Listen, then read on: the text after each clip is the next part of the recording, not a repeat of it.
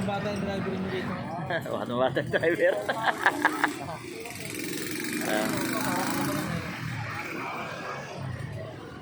Batang bata ang driver.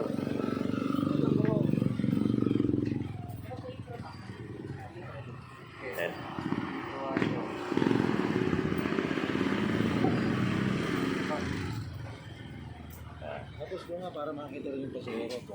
Oh. Yan.